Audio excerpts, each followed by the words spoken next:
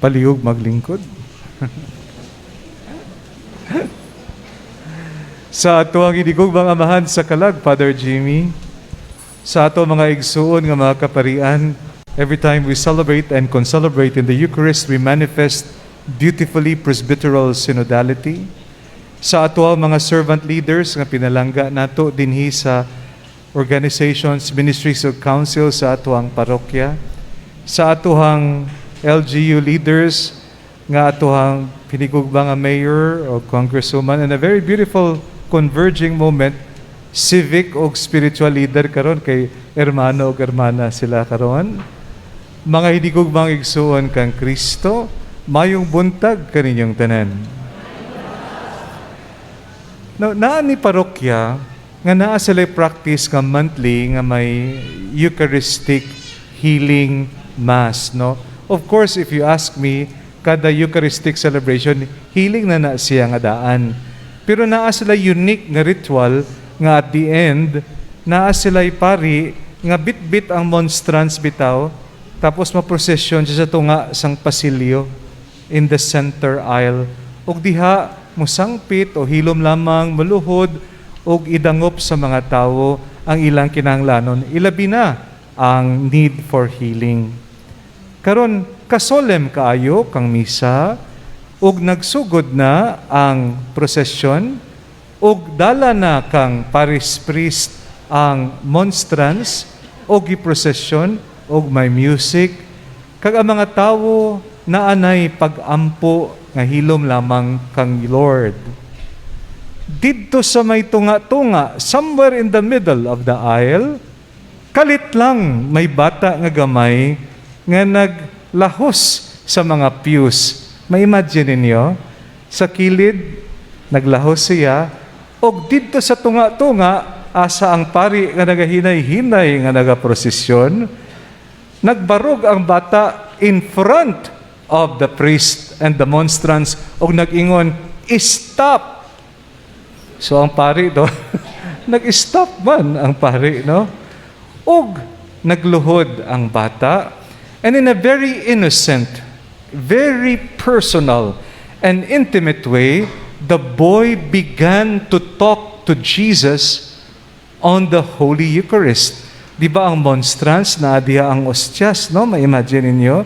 Ingon kang bata, Lord, ingon niya, tabangi man si tatay ko. Naa siya sa ospital. Ayuha man siya. Mauna ang sulti kang bata, the boy was talking to the Holy Eucharist as if talking to a real person. Wala distinction sa bata nga monstrance ka na or ostias ka na. Si Lord Jesus ka na. Nagluhod siya. Ang pari kita niya sa kilid sang iyang vantage view bitaw. Kita niya ang mata sang bata nga tinuod gid kini. Adjud kini. Ingon niya, Lord, tabangi man si tatay ko. Ayuha siya kay sa ospital siya. Og na-touch jud ang kura paroko. Natandog jud ang iyang kasing-kasing. Og ingon niya, he was thinking, siguro maulang to, pero nagpaapas pa ang bata pag-ampo. Tapos nagbarog ang bata o nag-ingon kang Lord, looking at the Eucharist sa may monstrance. Ingon niya, Lord, pag dili mo ko tabangan, i-report ka sa nanay mo. Isumbong tika sa inahan mo. And then nag-exit man siya as fast na nagluhod siya, nag-exit siya sa pikas. O nagpadayon ang procession, o ang blessing, o ang ending kang misa. Mga hinigugma, dili makalimtan katusang pari for two things. Number one, ang pagtuo usahay makatnan nato sa mga magagmay nga mga bata. Unsa ang iyang pagtuo? Personal ang conviction nga naa diha sa tinapay the real presence of the Lord.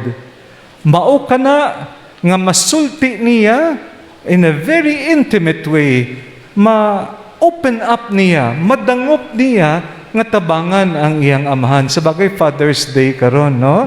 So happy Father's Day sa mga tatay nga naa dinhi karon. Mga hinigugma, kini mao ang core sang atohang gisaulog nga solemnity of the Corpus Christi. Nindot ang timing sang atohang piyesta.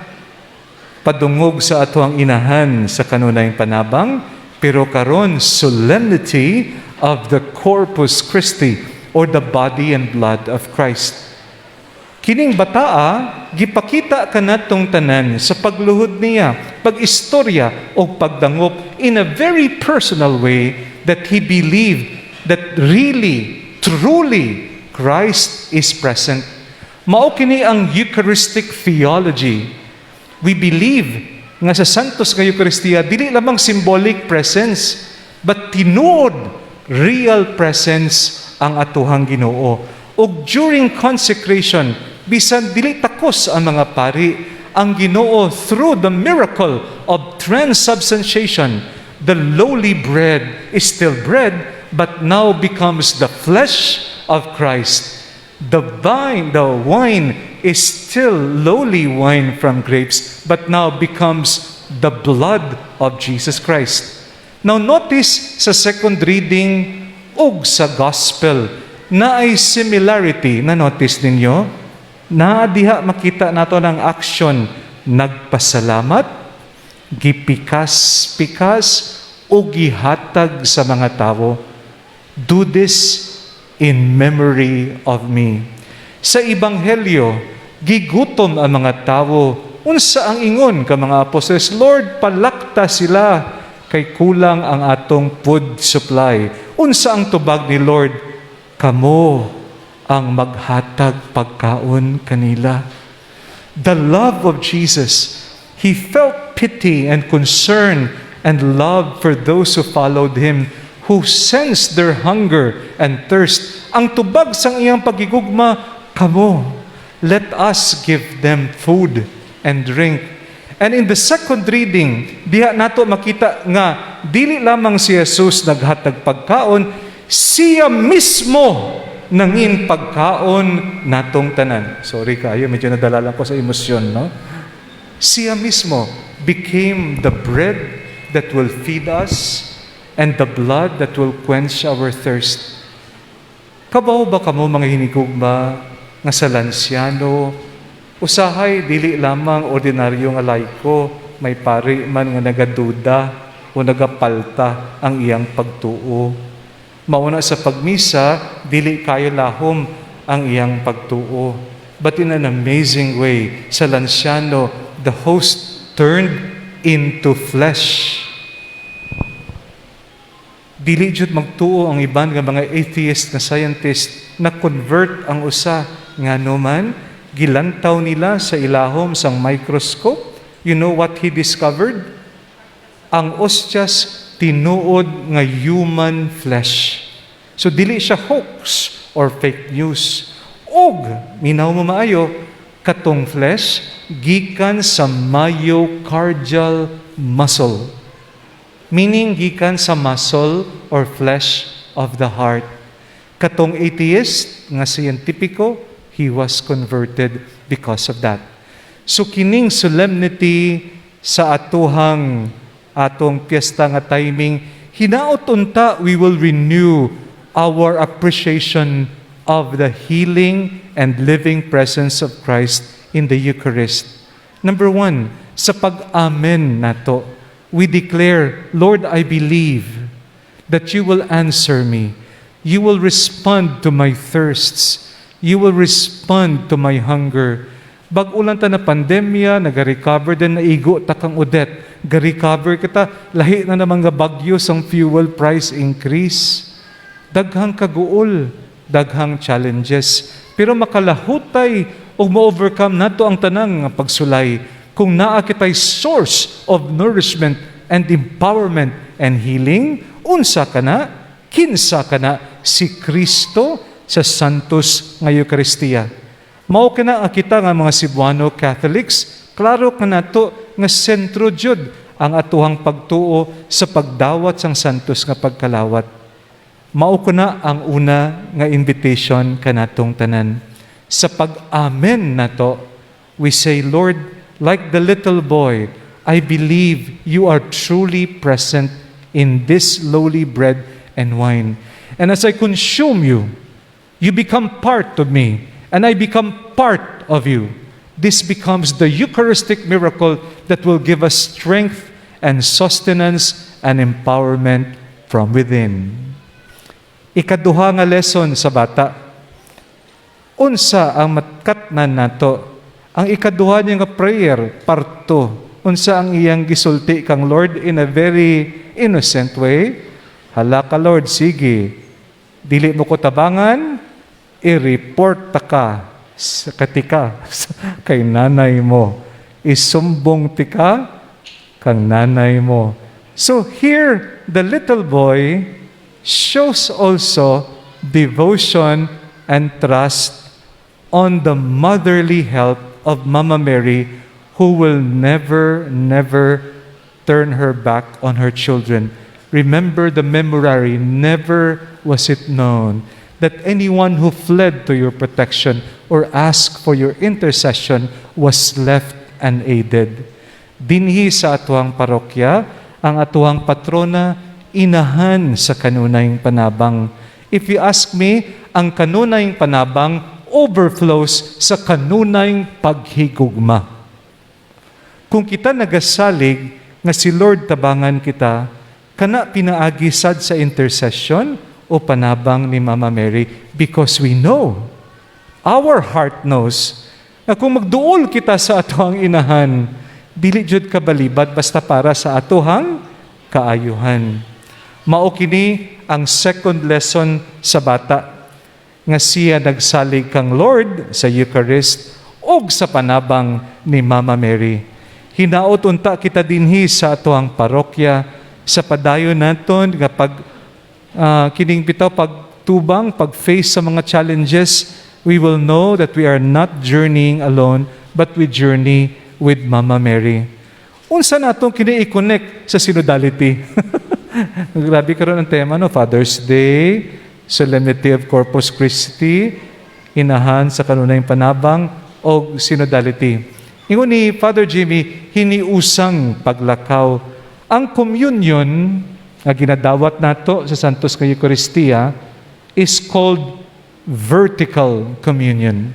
We become one with God.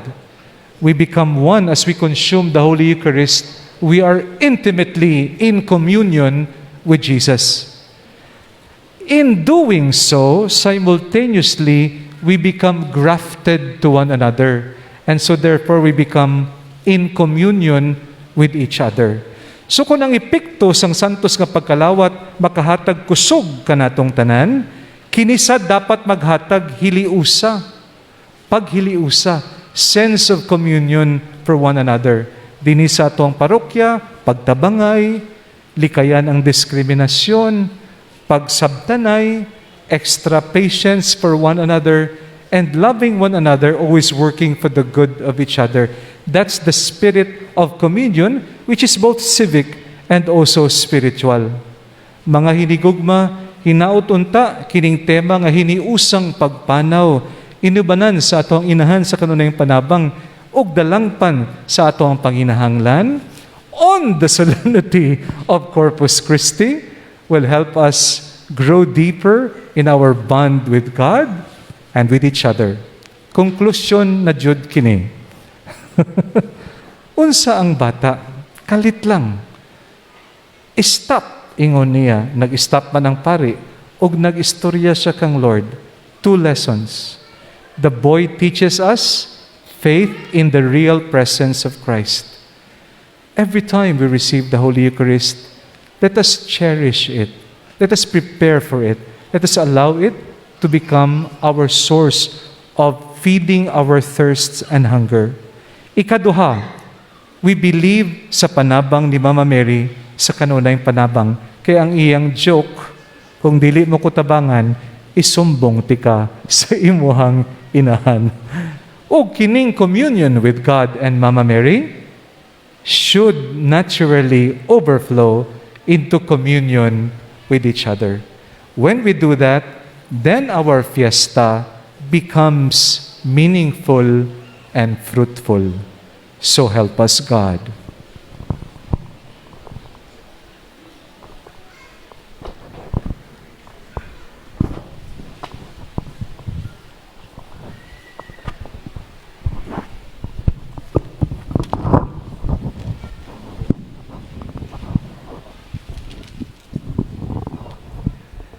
Nagatuwa ko sa Diyos Amahan makagagahom sa tanan, magbubuhat sa langit ug sa yuta.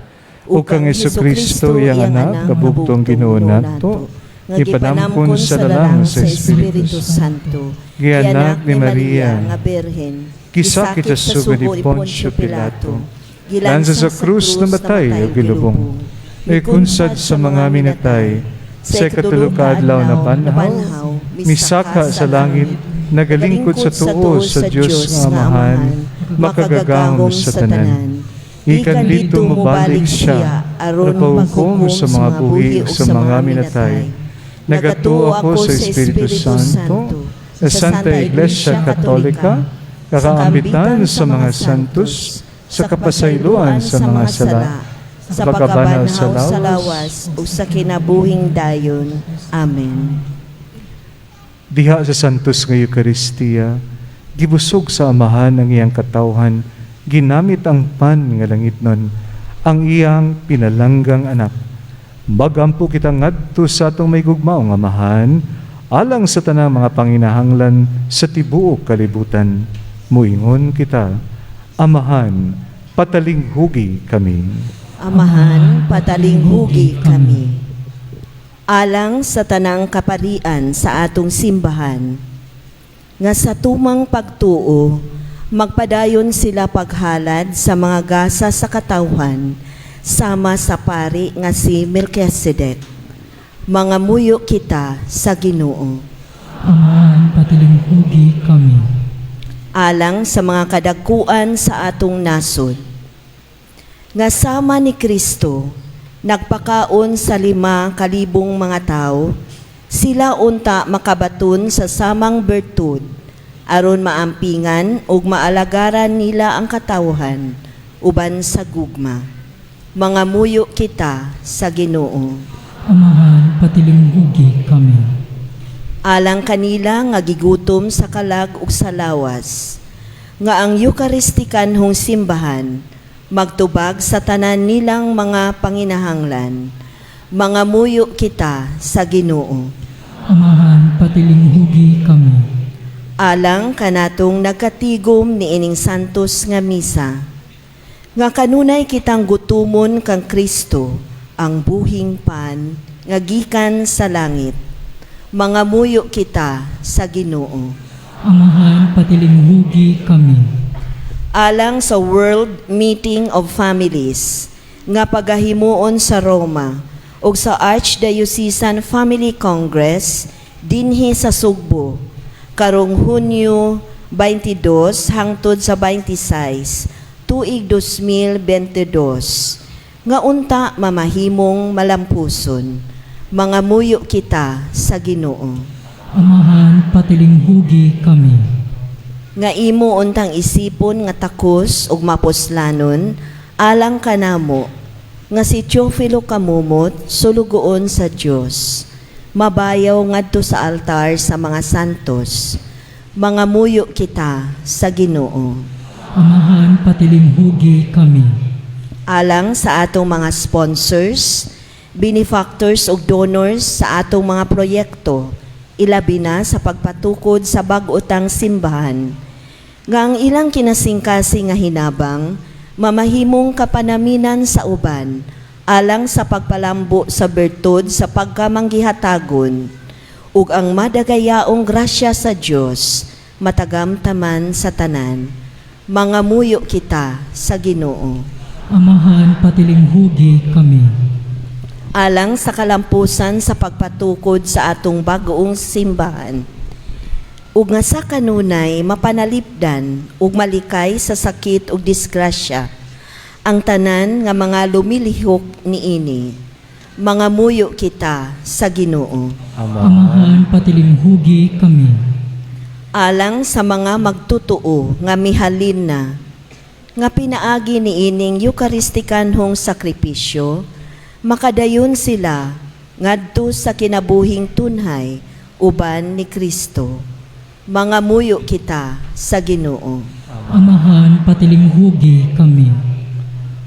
Labing manggiyatagong Amahan, diha sa sakramento sa Eucharistia, kisangkapan mo kami sa tanan namong mga kinakinahanglan, pinaagi sa imong hamiling kasa ang imong anak. Dawata ang among mga pangamuyo, pinaagi kaniya, nga buhi og hari hangtod sa kahangturan. Amen.